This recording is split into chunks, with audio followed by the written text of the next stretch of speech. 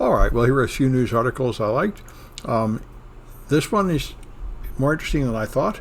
If you want to have steal some password hashes while doing a pen test or something, then you have to crack them, and cracking them requires many thousands of guesses of passwords. And it turns out, I didn't know this, Azure will let you rent a cloud machine, and they will let you rent a cloud machine with a powerful graphics card, apparently, which is what you need to do it.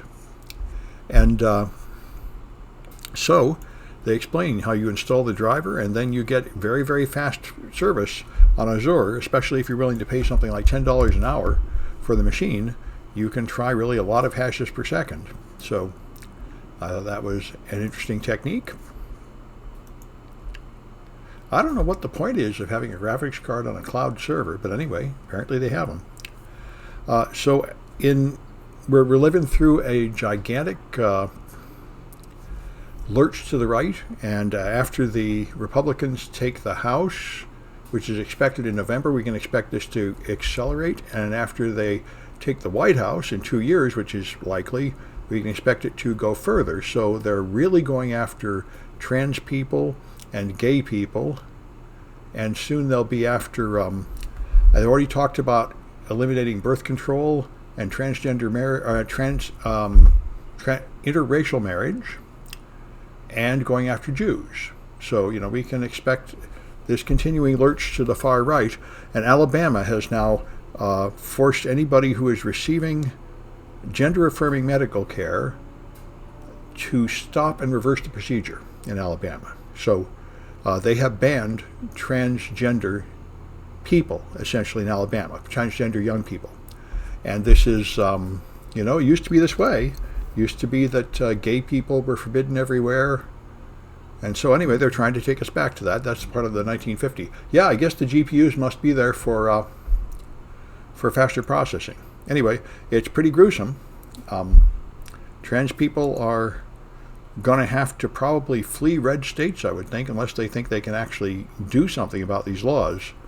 But it doesn't look like there's going to be any movement away from this far-right stuff anytime soon. So El Salvador declared their official currency Bitcoin, must be about 6 months or a year ago, and gave everybody accounts and set up a lightning payment network that's supposed to work. And this journalist went there to test it out, and what he found is that almost nobody's using it. It's always broken. Nobody understands it. It doesn't work very well at all. It waits like an hour and then cancels your transaction, and the ATMs don't work, and there's a small number of people who are enthusiastic and say this is great. Like this peanut vendor cheerfully sold peanuts for Bitcoin and said, my Bitcoin price went up, so I actually made money just by holding on to the Bitcoin, so I love this. But it seems like only a small number of people are actually using it successfully, and the rest of them are just finding it doesn't work at all. Ever since the time that their president set up this system, the Bitcoin price has fallen, which probably has a lot to do with everybody being pretty fed up by this. If Bitcoin goes up again, which I expect, then people will probably begin to feel better about this. So a whole bunch of cars, even cars sold recently, were sold with 3G antennas servicing their high-tech features, like reporting accidents and such. And of course, the 3G networks are all going down. All the phone companies are taking them down. They're all moving to like 5G and 6G. So all those car features are going to stop working unless you upgrade the software or, in many cases, the hardware. So now I am freed of all this because I drive a 97. My car has no advanced features whatsoever. So I got nothing to lose, but a whole bunch of people are going to lose functionality of their cars from shutting down to the 3G networks. This is a very interesting article. I'll put it in the chat. It is long, but it is excellent. It is also a little hard to read because it's about the first major bust for child pornography, and it's pretty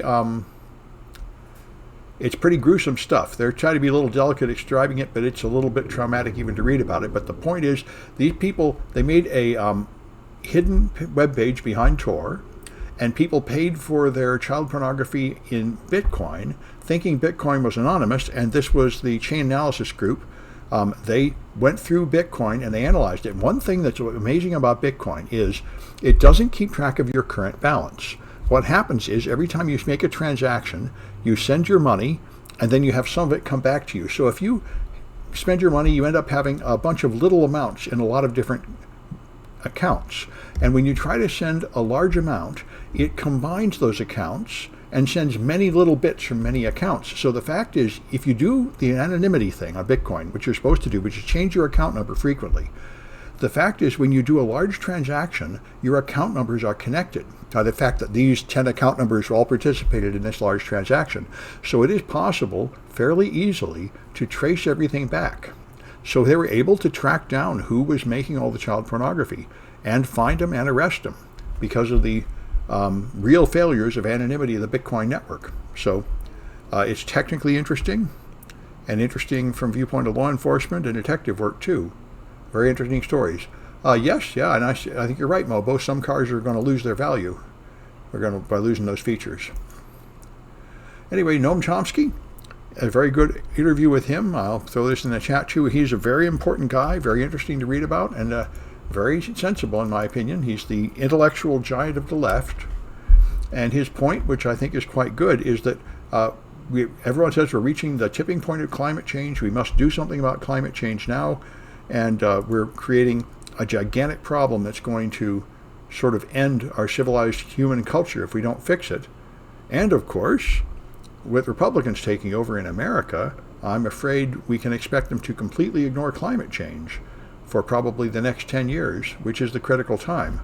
And we'll see, but I don't see anything to be done about it. And the other big offender is China, and I don't see them doing anything about it either. So it's not a good situation, and I don't see what we can do.